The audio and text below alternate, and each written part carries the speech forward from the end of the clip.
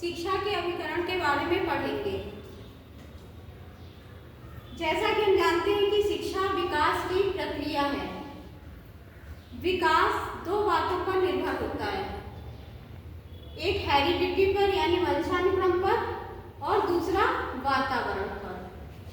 वंशानुक्रम में कोई भी परिवर्तन नहीं किया जा सकता, लेकिन वातावरण को अच्छा या बुरा बनाया जा सकता है, उसमें परिवर्तन किया जा सकता है। तो शिक्षा का कार्य क्या है? वातावरण को परिवर्तित कर बालक के लिए उपयुक्त शैक्षिक वातावरण देना। शिक्षा इस कार्य में जिन साधनों का उपयोग करती है या जिन तत्वों का उपयोग करती है, वही तत्व शिक्षा के अभिकरण या साधन कहलाते हैं। जैसे हमारा परिवार है, विद्यालय है, टीवी है, रेडियो है, समुदाय है, हमारा आस पड़ोस है, राज्य है, पाठ्य पुस्तकें हैं, समाचार पत्र है, प्रेस है, संग्रहालय है, चर्च है। ये सब चीजें क्या है? ये सारे तत्व शिक्षा के साधन है या शिक्षा के अभिकरण है। अब हम शिक्षा के अभिकरणों के प्रकार जानेंगे कि शिक्षा के कौन कौन से प्रकार हैं, अभिकरण के कौन कौन से प्रकार हैं।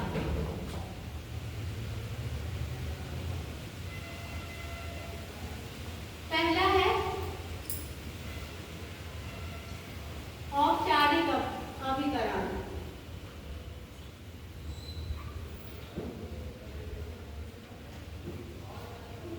औपचारिक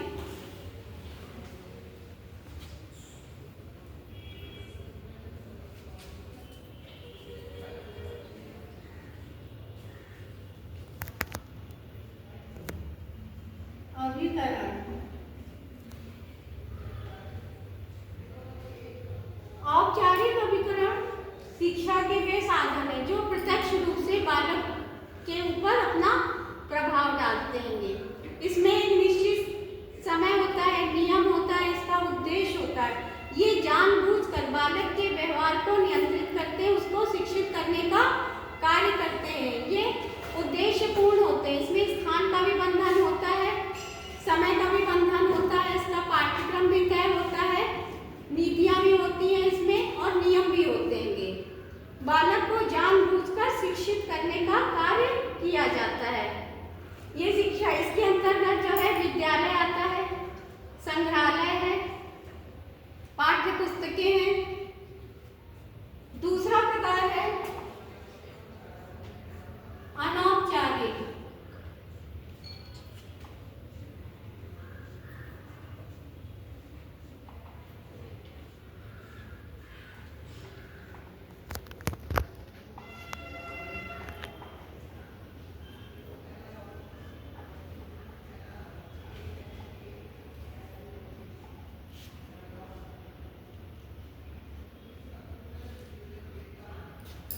अनौपचारिक अभिकरण शिक्षा के वे अभिकरण हैं जो बालक के ऊपर अप्रत्यक्ष अपना प्रभाव डालते हैं, अप्रत्यक्ष रूप से उसको शिक्षित करने का कार्य करते हैं।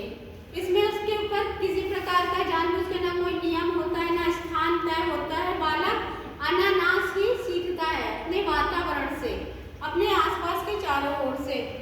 इसीलिए इनको अप्रत्यक्ष अभिकरण भी कहा जाता है, क्योंकि इसमें ना कोई नीति होती है, ना समय का बंधन होता है, ना कोई निश्चित स्थान होता है, ना कोई इसका उद्देश्य होता है। इसके अंतर्गत हमारे घर परिवार है, समुदाय है, सिनेमा है, नाटक है, हमारे संगी साथी हैं, खेल का मैदान है।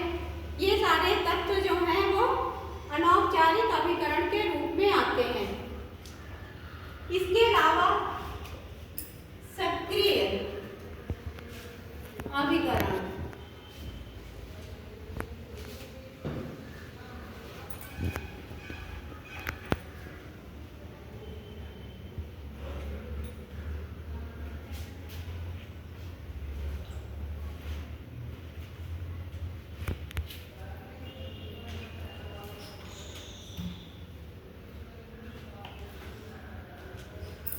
सक्रिय अभिकरण वे अभिकरण है जिसमें शिक्षा देने वाला और शिक्षा प्राप्त करने वाला दोनों सक्रिय रहते हैं और एक दूसरे को प्रभावित करते हैं ये। इसमें दोनों पक्ष सक्रिय रहते हैं, इसीलिए इसको सक्रिय अभिकरण कहा गया है।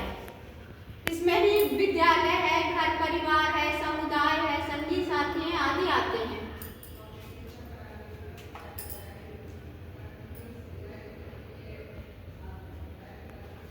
चौथा है निष्क्रिय अभिकरण।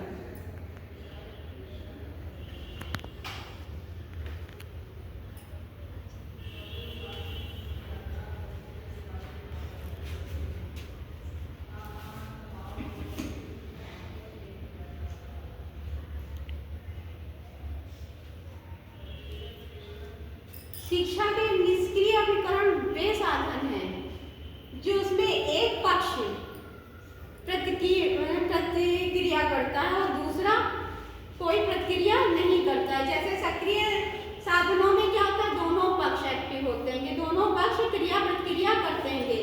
लेकिन निष्क्रिय अभिकरण में क्या होता है, इसमें एक पक्ष अभिक्रिया करता है और दूसरा शांत रहता है। जैसे कि हमारा टीवी है, रेडियो है, कोई ऑडियो वीडियो कैसेट है, नाटक है, फिल्म है, ये सब निष्क्रिय अभिकरण है। इसके अलावा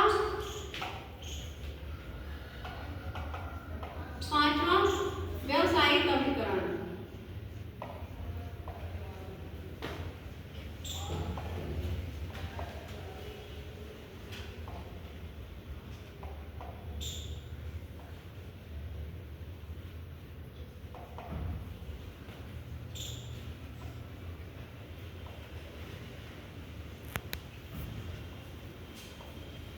व्यावसायिक अभिकरणों का निर्माण जो है व्यावसायिक दृष्टिकोण से किया गया है। जैसे कि TV, radio, audio video cassette, tape है, फिल्म है, नाटक है, इस तरह का जो अभिकरण है वो उनका जो बनाया गया, उनको निर्मित किया गया व्यावसायिक दृष्टिकोण को ध्यान में रख कर किया गया है उनका निर्माण।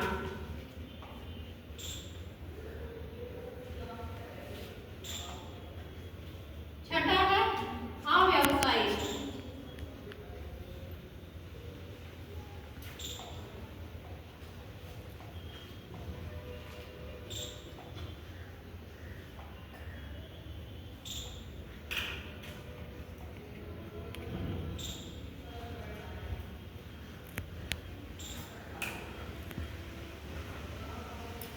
अव्यावसायिक अभिकरणों के अंतर्गत वो अभिकरण आते हैं जिनका निर्माण समाज के कल्याण के लिए किया जाता है। जैसे स्काउट गाइड है और तुम्हारा ये युवक संघ है और खेल संघ है, इन सब का निर्माण जो है हमारे समाज के कल्याण के लिए होता है।